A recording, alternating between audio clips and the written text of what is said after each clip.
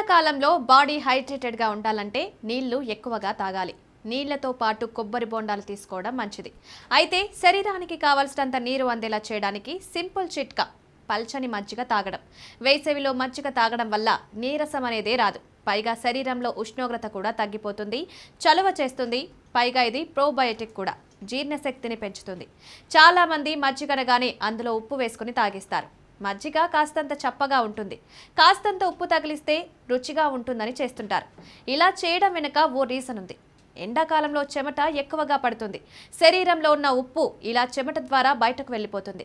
ఇది ఒక్కోసారి డీహైడ్రేషన్కి కారణమవుతుంది. ఎండాకాలంలో శరీరానికి తగినంత ఉప్పు అందాలని చెప్తుంటారు. అందుకే మజ్జిగలో కాస్త ఉప్పు కలుపుకొని తాగుతారు. ఇది మంచిదే అయినా దీనివల్ల కొన్ని సైడ్ ఎఫెక్ట్స్ కూడా ఉంటాయి.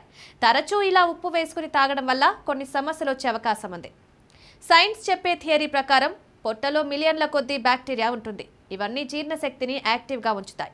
రాత్రి నిద్రపోయినప్పుడు పొట్టలో యాసిడ్స్ ఫామ్ కాకుండా ఈ బ్యాక్టీరియా కొన్ని రకాల కెమికల్స్ని ప్రొడ్యూస్ చేస్తుంది. అలా మన ఆరోగ్యాన్ని కాపాడతాయి. పలుచని మజ్జిగ తాగడం వల్ల ఈ డైజెస్టివ్ ఎంజైమ్స్ ఎక్కువగా విడుదలవుతాయి. ఇవి జీర్ణ వ్యవస్థను మెరుగ్గా ఉంచుతాయి.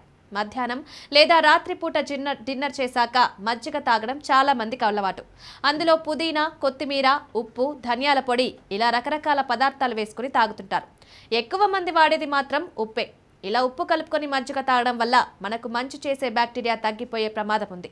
పొట్టలో విడుదలయ్యే ఎంజైమ్స్ క్రమంగా తగ్గిపోతాయి. ఫలితంగా జీర్ణ సంబంధిత సమస్యలు వచ్చే అవకాశం ఉంది. అందుకే ఉప్పు కలుపుకొని తాగొద్దని సూచిస్తున్నారు కొంతమంది వైద్యులు. రుచి కోసం మజ్జిగలో ఉప్పు కలుపుకుంటే అది అనారోగ్యాలకు దారితీస్తుంది.